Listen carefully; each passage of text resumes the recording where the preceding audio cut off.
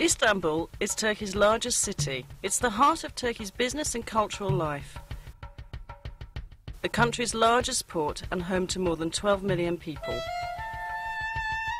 Byzantium had a superb location on the Bosphorus, the broad strait that connects the Black Sea with the Sea of Marmara and the Aegean.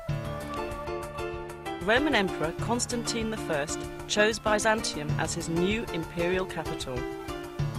He ordered his builders to construct a great city of wide boulevards, spacious public squares and grand palaces. It was designated as the New Rome in 330 AD and named after him, Constantinople. 2 centuries later, in 537 AD, Emperor Justinian the Great inaugurated his greatest building project, the Church of the Holy Wisdom, or Hagia Sophia. Set on a hill overlooking the Bosphorus, right where the pagan temple of Byzantium once stood, the great church was the largest and most magnificent building in the entire world at the time. The Byzantine Church of the Holy Saviour of Ankara, built in the 11th century, is very different. A small, beautifully decorated church that was built as the centre of a monastic complex. Located near the city's massive land walls, it boasts the finest Byzantine mosaics in the entire region. The frescoes in the Paracelsian chapel were the product of a new Byzantine art movement, which paralleled the Italian Renaissance. The church is now a museum. Near Hagia Sophia was the city's hippodrome, a place for public games, tournaments, chariot races and special events. Along its spina, or central dividing line, are the great relics of the past. An Egyptian granite obelisk brought by ship from the Nile. A bronze serpentine column, once topped by 3 serpent heads. The column of Constantine, which in Byzantine times was covered in plates of gleaming bronze. The armies of Sultan Mehmet II conquered the imperial city in 1453, putting an end to the Byzantine Empire. The Ottoman sultans beautified their new capital, constructing great buildings that rivaled those of the Byzantines.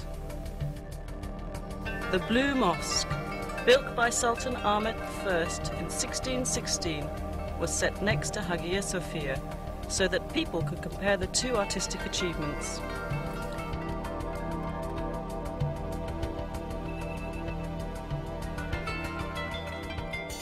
The Sultan endowed his great imperial mosque with many other buildings to serve the people. Fountains, a health clinic, a soup kitchen for the poor, a Turkish bath, a theological seminary, living quarters, shops and storehouses. Topkapi Palace, known as the Seraglio to Europeans, was the home of the imperial family and the centre of the empire's government. Constructed between 1465 and 1478, it was expanded and modified dozens of times over the next 4 centuries. It is a beautiful, livable place of gardens, pavilions and sumptuous royal chambers. Many of them are decorated with priceless Turkish tiles. The most popular section of Topkapi is the Imperial Harem, legendary for its luxury, romance and intrigue.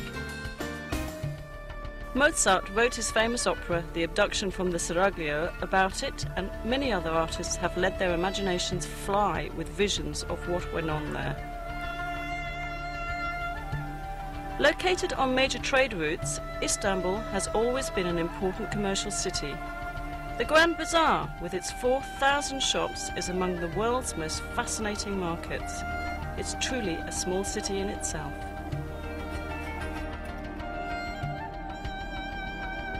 Nearby on the Golden Horn is the Egyptian or Spice Bazaar, known in Ottoman times as the place to buy exotic spices and herbs to be used in cooking or as traditional medicines. Crowning a hill overlooking the city is the Süleymaniye, or Mosque of Sultan Süleyman the Magnificent, the largest of Turkey's imperial mosques. Built for the empire's greatest sultan, it is the masterwork of Mimar Sinan, Turkey's greatest architect. The region around Istanbul is filled with fascinating places to visit on day trips. Take a fast ferry boat voyage south across the Sea of Marmara to visit Iznik, known in ancient times as Nicaea.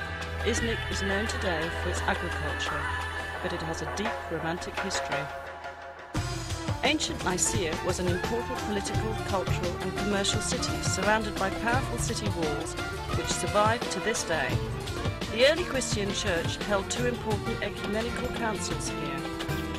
At the first council of Nicaea, held in the year 325 at the church of Hagia Sophia, theologians set the stage for the adoption of the Nicene Creed. A short drive south of Iznik brings you to Bursa, a large and growing city clinging to the side of the Bithynian Mount Olympus. Bursa was already ancient when, in 1326, the Ottoman Sultans chose it as the first capital of their rapidly expanding empire. They beautified their new capital with fine public buildings, including the Ulu Jami, or Great Mosque. Dating from 1396, it is the oldest Ottoman mosque still standing. A quarter century later, the Green Mosque was built. Its style is different from that of the Arab-influenced Ulu Jami. The Green Mosque and neighbouring buildings, a royal tomb, a theological seminary and a soup kitchen for the poor, give us a glimpse of what Ottoman architecture would achieve during the coming centuries. Since ancient times, Bursa has been at the centre of Anatolia's silk trade. Much of the trading takes place in the historic Kozahan.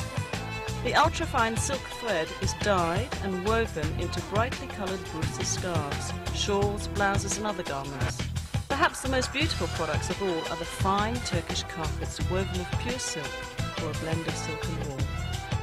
West of Bursa's city centre is the suburb of Çekirge, famous for its hot mineral springs. The Romans enjoyed these baths, as did the Ottomans, who restored and improved the facilities.